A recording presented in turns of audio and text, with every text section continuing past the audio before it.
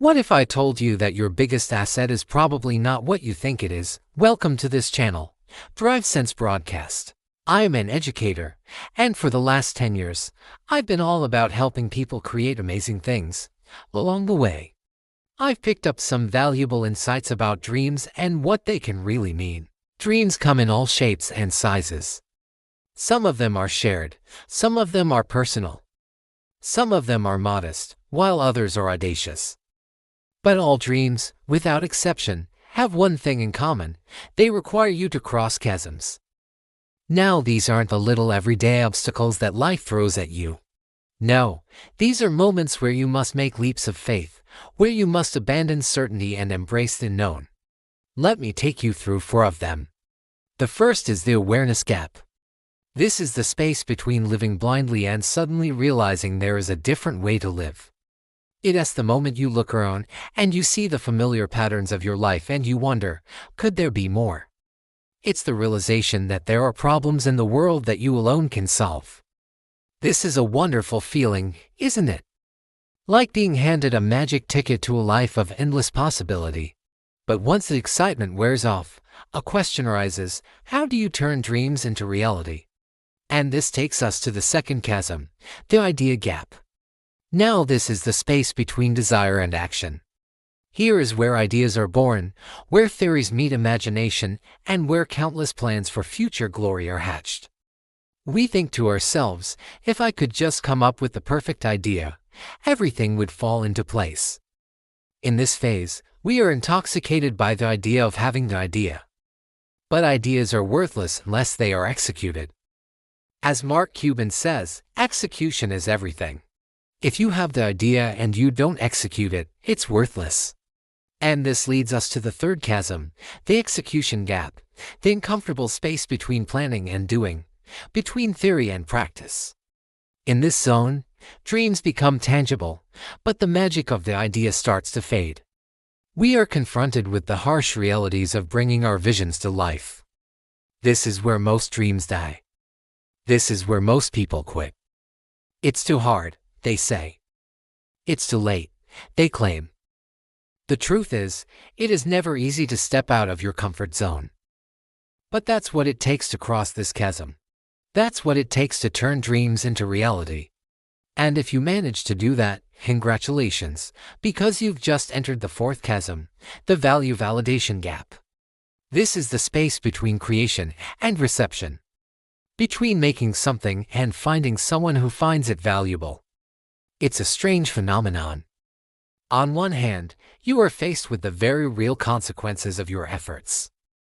You've dedicated countless hours and resources to a project, and now it is time for the world to see what you've made. And on the other hand, you're completely out of control. All you can do now is release it into the world and hope that people appreciate your work. It feels like a leap of faith because it is. This is where we often feel the most vulnerable. This is where we face the most uncertainty. And yet this is where every great dream lives and dies. I mean, let's take the story of Walt Disney. He had a dream of creating an entertainment empire that would make people of all ages happy. But did his dream materialize overnight? Of course not. He faced numerous setbacks and rejections along the way. There was the time he lost his company, the studio went bankrupt, and even when he finally found success, it wasn't always in the way he imagined it. His first Mickey Mouse cartoon, Steamboat Willie, was a huge hit. But then his next few projects flopped. And then came Snow White and the 7 Dwarfs, the movie that defied all odds and became the highest-grossing film of its time. Despite the financial success, critics panned it. But you know what? None of this mattered to Walt. Why? Because he saw beyond the immediate response. He understood that every great dream requires a leap of faith, a moment when you have to trust that the hard work you've put in will resonate with people even if it doesn't seem like it will. Okay, so you've crossed the first 3 chasms. You've gone from blissful ignorance to aware dreamer, from daydreaming to planning, from planning to doing, and you've created something you believe in. Now you must prepare to cross the 4th chasm. Now you must confront the anxiety of letting go. Now you must dare to seek validation from the world. But how? Let me share with you a process I've developed over the years. It consists of two powerful principles. Principle No. 1. Find your one person. Before you attempt to build a business that serves thousands, find one person to serve. For example, if you want to build a software business that helps small businesses in Los Angeles manage their finances, find one such business. Maybe it's a friend's salon. Maybe it's a family member's restaurant. Sit down with them. Ask them how their business works. Look at their pain points and identify a problem that you can solve. This becomes your North Star. Build your minimum viable product around solving that one person's problem, and then you can think about scaling. Now, why is this important? Because here's the thing, when you focus on solving the problems of one person, you can craft a solution that is so perfectly tailored to their needs that they would be crazy to say no. But it gets better than that. Because once you help that person succeed, they become your advocate. They will happily tell everyone they know about the amazing thing you built for them. And you get more customers and more advocates. This approach is not only simpler, it's more effective. In fact, it's the same approach that giants like Amazon used. When Amazon started, Jeff Bezos didn't intend to disrupt the world. He simply wanted to sell books online. Today, Amazon sells almost everything imaginable. But they never lost sight of the principle. Even today, they obsessively focus on customer obsession. And this brings me to principle number 2, which is to build in public. If you build in secret, you will never know if you're solving the right problem. If you build in secret, you'll never know if you're even on the right track. Building in public is the ultimate reality check. It gives you the opportunity to receive input from people who will use your product.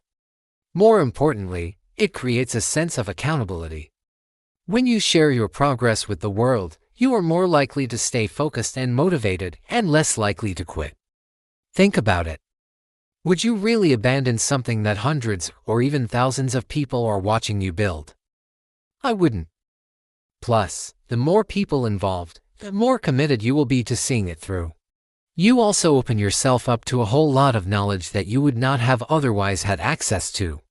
This could be in the form of advice, suggestions, warnings, or even inspiration. Once you make your process transparent, you tap into the collective wisdom and experience of your audience. Do you see how powerful that is? Now let's talk about what happens if you ignore these principles. What happens if you skip the chasms, if you pretend that the value validation gap doesn't exist?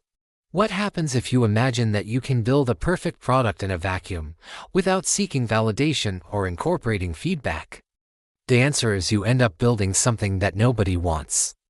You end up wasting your time, your effort, and often your money. You are essentially building a bridge to nowhere. And that, my friends, is the antithesis of a dream. A dream is not about building bridges to nowhere. A dream is about building bridges to people, bridges to hearts, bridges to minds.